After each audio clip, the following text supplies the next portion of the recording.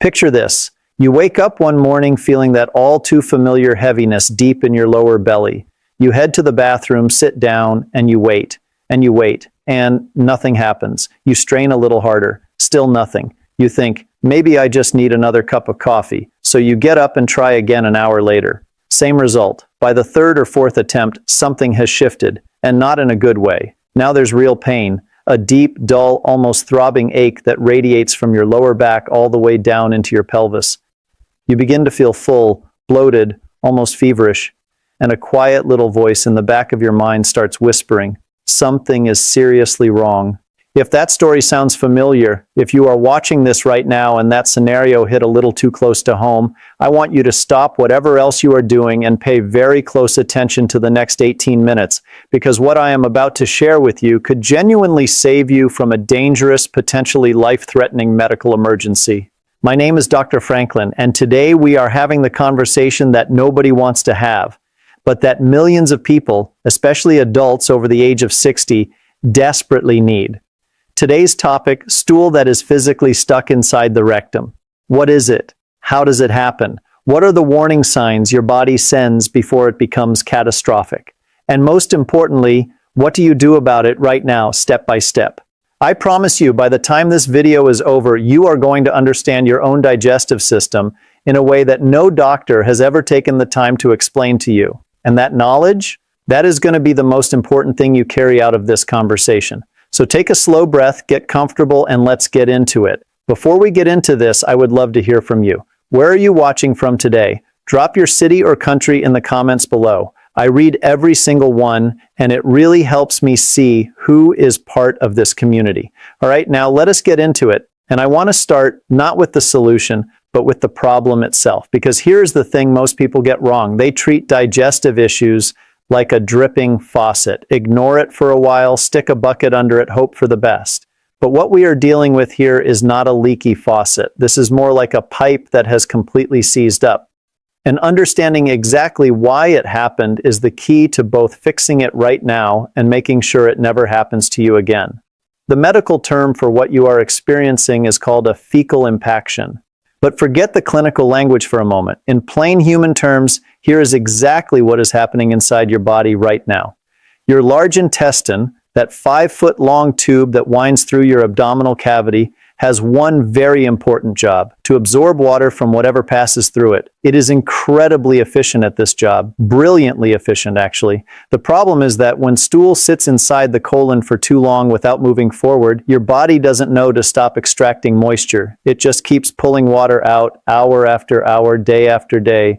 And what begins as soft, manageable waste gradually transforms into something that has the texture and density of hardened clay. Now here's the part that catches most people completely off guard. This situation almost never develops suddenly. It is not like a light switch that flips from fine to emergency overnight. What actually happens, especially in older adults, is a slow, gradual progression that builds over 3, 4, sometimes even 7 or 8 days. And during most of that time, you may feel only mildly uncomfortable, maybe a little full, maybe slightly sluggish. You might even still be going to the bathroom. But each time you go, you are only passing a fraction of what your body needs to eliminate. A little bit gets out, but a significant portion stays behind. The next day, the same thing happens. And the day after that, think of it like this. Imagine you have a garden hose and you are trying to push a large, rough, misshapen stone through it. That stone is not going to slide. It is not going to compress. And the harder you push, the more it wedges in. That is literally the mechanical situation happening inside your lower digestive tract. And the harder you strain and push on the toilet, the more you are actually compressing that mass further rather than dislodging it. But here's what I really need you to understand. And this is critically important for older adults especially. The older we get, the more vulnerable we are to this exact scenario. After the age of 60, several physiological shifts happen simultaneously that dramatically increase the risk of fecal impaction. Intestinal muscle contractions naturally slow down. Pain perception in the gut becomes less reliable, meaning you may not feel the urgency signals as clearly. Many seniors are on medications, blood pressure drugs, pain medications, antidepressants, iron supplements, even calcium. that significantly slow motility, and the natural thirst reflex weakens with age, leading to chronic low-grade dehydration that the body doesn't even register as thirst anymore. So this is not a failure of your body. It is not your fault. It is a perfect storm of biological changes that nobody ever properly warned you about. Before we begin, take a second and tell me your name and where you're tuning in from. I go through the comments and I genuinely want to know who I'm speaking to and supporting here. Now I want to spend a moment here on something genuinely important, because the symptoms of a fecal impaction can be deeply misleading, and getting them wrong can lead people to take exactly the wrong action, which can make everything dramatically worse. The first confusing symptom, watery liquid discharge. Now stay with me here, because this is the one that sends the most people in the wrong direction. You might be sitting there thinking, but I'm not constipated, I actually have diarrhea. And here is the shocking truth about that. When a solid, rock-hard mass of stool completely blocks the rectal passage, the newer, looser waste coming down from higher up in the colon has nowhere to go. So it does the only thing it can do. It seeps around the edges of that solid blockage and leaks out as watery liquid. This is called overflow or paradoxical diarrhea, and it tricks people into thinking they have a stomach bug or a GI infection rather than a blockage. The danger in this, people reach for anti-diarrheal medications, and those medications, the kind that stop intestinal movement, are absolutely the worst thing you can take in this situation. They don't just stop the liquid output, they slow the entire digestive system, allowing the impaction to continue hardening and growing. If you have watery discharge along with a heavy, aching feeling of rectal fullness, do not touch anti-diarrheal medication, please. The second confusing symptom involves your bladder, and this one surprises almost everyone. You may suddenly find yourself struggling to urinate. You feel the urge, you go to the bathroom, but only a painful trickle comes out. Or you find yourself needing to go every few minutes, but barely producing anything. This is not coincidence. Your rectum and bladder are anatomical neighbors. They share a very confined pelvic space. When your rectum is distended and swollen with a large hardened mass, it physically compresses the bladder wall from behind, partially blocking the urethra and making normal urination difficult or even impossible. In severe cases, this urinary retention becomes a medical emergency in its own right. The third symptom that gets overlooked is lower back pain, a deep, nonspecific aching in the lumbar region that doesn't seem connected to your bowel at all. Many people assume they pulled a muscle or that it's their arthritis flaring up. But when rectal pressure builds to a significant level, the pain radiates outward, into the lower back, down into the thighs, even into the hips. If you're experiencing unexplained lower back discomfort alongside any bowel irregularity, that combination is a red flag worth taking seriously. And the fourth symptom, especially relevant for older adults, sudden changes in mental clarity or confusion. This one sounds strange, I know, but there is substantial clinical evidence showing that in seniors, significant bowel obstruction can contribute to what looks like a cognitive episode, disorientation, mild confusion, unusual agitation.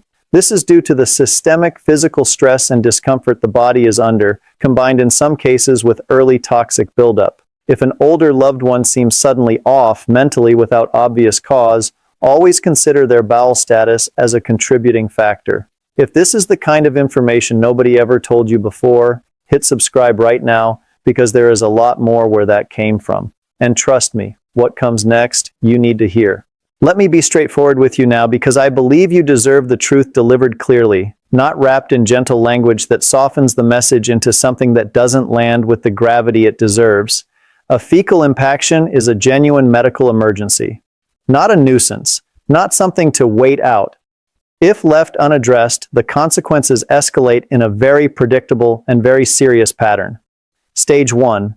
The intestinal wall, which is living muscle tissue, becomes severely stretched beyond its functional capacity.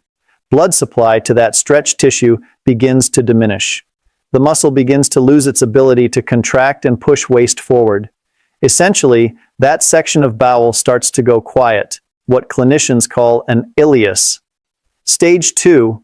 As pressure continues to build, the distension can spread upward, affecting higher sections of the colon. What started as a localized rectal impaction can evolve into a broader colonic obstruction. Nausea and vomiting begin. Abdominal distension becomes visible. The person looks and feels genuinely ill. Stage 3, and this is the one I need you to hear clearly, is bowel perforation. The intestinal wall has physical limits to how much it can stretch. When those limits are exceeded, the wall tears.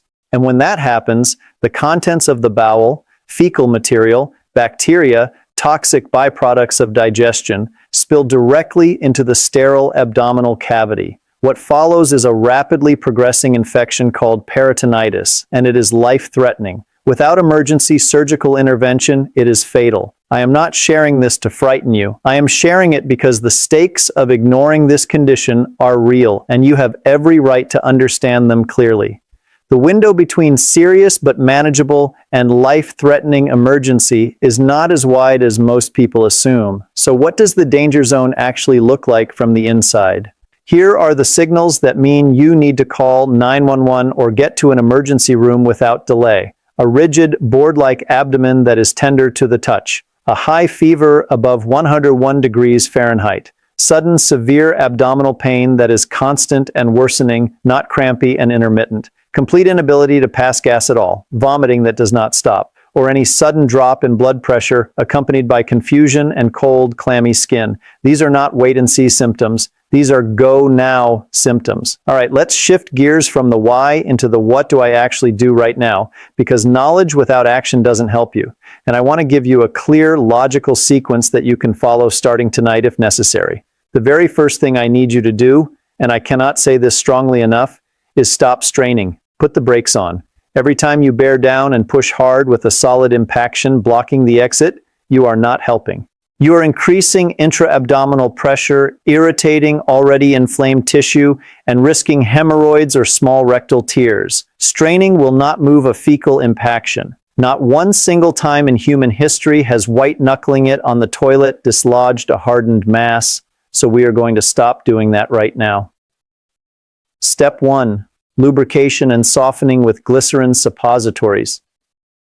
Your first at-home intervention is adult glycerin suppositories, which are available over the counter at any pharmacy without a prescription. Now here is the crucial piece of information most people do not know. For a significant impaction in an adult, a single suppository is rarely sufficient.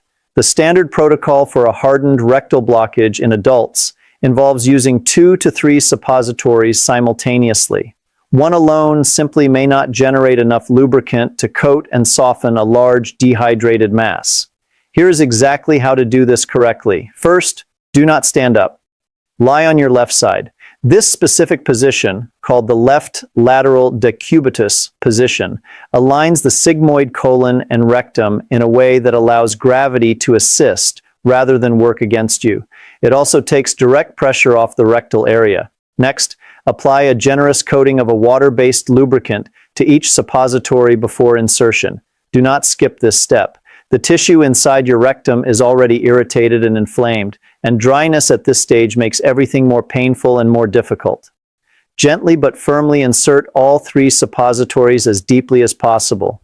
You want them pressed up against or alongside the hardened mass, not sitting near the entrance where they'll simply fall out. Then, and this is the most important instruction, lie still. You must hold this position for a minimum of 30 minutes, ideally 45 minutes. The glycerin needs time to melt at body temperature, disperse, and penetrate the outer surface of the impacted mass. It also needs time to stimulate the rectal wall to increase its own secretions. If you jump up and run to the toilet after 5 minutes, you accomplish nothing except wasting the suppositories. After your 30 to 45 minutes, rise slowly, go to the bathroom, and allow your body to work without forcing anything. If there is movement, wonderful. If not, stay calm. Do not be aggressive. Step 2. Rest, walk, and repeat. If the first round produces no movement, give your body a full hour of rest. Stand up, walk gently around your home, drink a full glass of warm water. Warmth helps relax the intestinal muscle. And then lie back down and repeat the suppository process exactly as described. A second round is frequently what finally breaks through. The first application often softens the outer layer of the blockage. The second round reaches the core. If you're still here with me and finding this helpful, take a moment to type 2 in the comments. It lets me know you're watching and getting value from this. Step 3. If home measures fail, it's time to go. I want to be unambiguous here. If you have completed 2 full rounds of the protocol I just described, waited the appropriate amount of time, and there is still no movement, or if you are experiencing any of those emergency symptoms I described earlier, it is time to go to urgent care or the emergency room. This is not defeat. This is the correct clinical decision. At the hospital, the medical team has access to clinical-grade enemas that use larger fluid volumes and are delivered under controlled pressure, reaching further into the colon to break apart the mass from above. They also have imaging tools to assess just how extensive the blockage is and whether there is any risk to the bowel wall. Step 4. Manual disimpaction. In cases where all other interventions fail, a specialist will perform what is called manual disimpaction. I want to be transparent with you about this procedure because it sounds alarming, and knowing what to expect removes some of the fear. The physician will physically break up and remove the hardened mass digitally, meaning with gloved, lubricated fingers. In cases where the impaction is severe and the surrounding tissue is significantly inflamed, this is not done in a standard exam room while you're awake. You will be given appropriate sedation or anesthesia to prevent pain and allow the rectal muscles to fully relax. It is a serious procedure, but it is a safe, well-established clinical intervention, and the relief that follows, the immediate dramatic drop in pressure and pain, is described by patients as profound. Clearing the current blockage is essential, but I would be doing you a disservice if I stopped there. Because if we don't address the conditions that created this situation, you will be back here, probably within weeks. And after the second time, the third time comes even faster. This is how chronic fecal impaction becomes a repeated cycle that gradually worsens with each episode. So let's talk about how to genuinely protect your digestive health for the long term, especially if you are over 60, when the biological factors I described earlier are actively working against you. Number 1, hydration is not optional. It is the foundation of everything. Water is the single most important variable in preventing stool hardening. Your large intestine extracts water from waste as its primary function. If you are not consistently giving your body enough incoming hydration, there simply is not enough moisture in that waste stream to keep stool soft as it travels. The challenge for seniors is that the thirst reflex genuinely diminishes with age. You may feel completely fine and have no sense of thirst whatsoever, and still be chronically dehydrated at a cellular level. The practical recommendation: do not wait until you feel thirsty. Drink 6 to 8 glasses of water throughout the day, including a full glass first thing in the morning, before you eat or drink anything else. That morning glass stimulates what is called the gastrocolic reflex, a gentle wave of intestinal movement triggered by fluid entering an empty stomach. It is one of the most natural, medication-free ways to encourage regular morning bowel movements. Number 2, movement matters enormously. Your intestine is not a passive tube. It is muscular tissue that moves waste through a rhythmic, wave-like contraction process called peristalsis. And here is something that most people do not realize. Physical movement of your body directly stimulates peristalsis. A 20 to 30-minute walk after meals, even gentle, comfortable walking, has been clinically demonstrated to significantly accelerate intestinal transit time. For older adults who are more sedentary due to mobility limitations or chronic pain, even chair exercises, gentle yoga stretches, or simple torso rotation movements can help keep intestinal muscles active. Prolonged sitting, especially after eating, is one of the most underestimated contributors to constipation in seniors. Number 3, review your medications with your doctor. This one is non-negotiable. A wide range of commonly prescribed medications, including opioid pain relievers, certain blood pressure medications called calcium channel blockers, iron supplements, calcium supplements at high doses, antidepressants, diuretics, and antihistamines, are known to significantly slow intestinal motility. This doesn't mean you should stop taking your medications. It means you should have an honest, specific conversation with your physician about your bowel function.